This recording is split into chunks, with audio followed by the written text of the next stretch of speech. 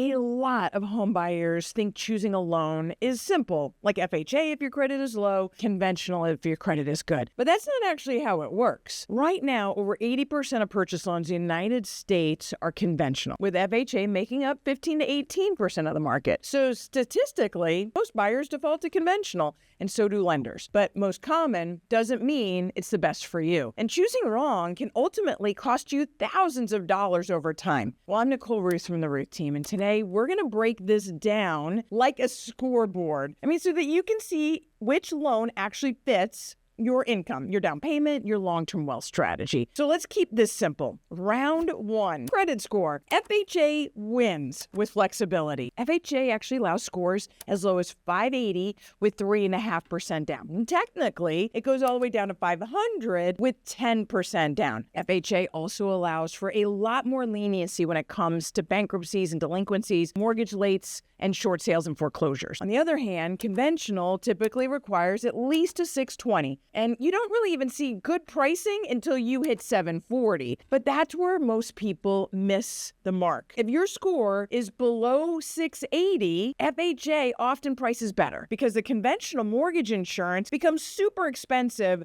fast. If you're 740 and above, conventional pulls ahead fast. So here's the scoreboard. Under 680, FHA advantage. Over 740, absolutely conventional. So round two, down payment. This is where the myths lie. You do not need 20% down for a conventional loan. In fact, you only need 3% down as a first-time home buyer going conventional, and as little as 5% down as a move-up buyer or on a 2 to 4 unit property. For FHA, the minimum down is 3.5 for 1 to 4 units. So down payment difference is absolutely minimal. The real difference is what happens after that. So round three, mortgage insurance. Now this is a big one. So FHA has 2 layers of mortgage insurance, 1.75% up front and 0.55% annually paid monthly. On a $500,000 purchase, that annual 0.55% runs about $225 a month. And over 10 years, that's roughly $27,000 before even factoring in opportunity cost. And if you put less than 10% down, that mortgage insurance stays with you for the life of the loan. Now, conventional, no upfront mortgage insurance. The monthly mortgage insurance varies based on your credit. Once you hit 20% in equity, you can request removal, and at 22%, it falls off automatically. So if you're planning on holding the home long-term or your credit is really strong, conventional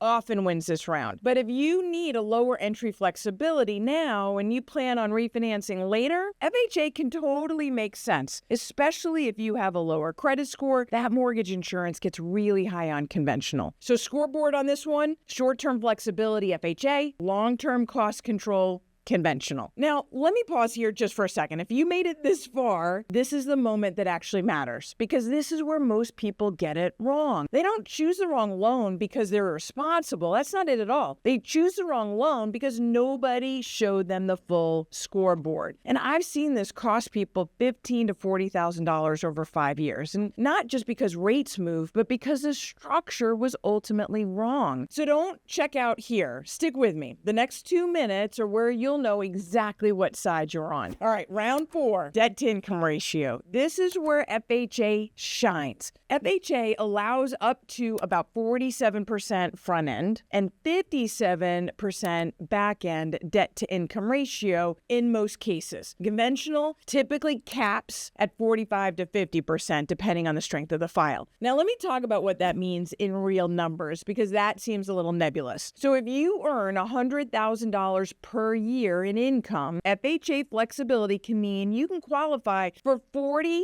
to $60,000 more in purchasing power depending on rates. That's significant, and it matters in high-cost markets. Now, if income is tight but stable, FHA may open the door much wider. So the scoreboard on this one, if you need maximum qualification power, absolutely FHA. If you've got a strong credit and financial profile, conventional. Round 5, property standards. Now, this feels a little bit outside of your control, but I want to let you in on a secret on how the market works. FHA appraisals are stricter on safety and condition. Think of yourself as a 3-year-old walking through the home. Like, what can they get hurt on or hurt by? In competitive seller markets, that matters. Conventional tends to be smoother from a listing agent and a seller's perspective. And it often wins offers when multiple bids are present. So the scoreboard on this one is competitive offer strategy, go conventional. Standard conditions, either one works. Here's the truth. Nearly 40% of first-time homebuyers use FHA at some point. It is not a bad credit-only loan. This is an amazing stepping stone loan towards building equity. Now, conventional is absolutely not the gold standard. It's just simply the most common. The better loan is the one that fits you today. Your credit, your cash reserves, your long-term wealth plan, whether you plan on refinancing and whether you're going to keep the property as an investment. If you're trying to decide between FHA and conventional and you want to see the real numbers based on your income, your credit, and the market, please call me. We're going to run both side by side because the right loan isn't the loudest one. It's the one that builds a bridge to where you're going. And that's how you stop guessing and start moving with confidence. I'm Nicole Ruth. I'll see you next week.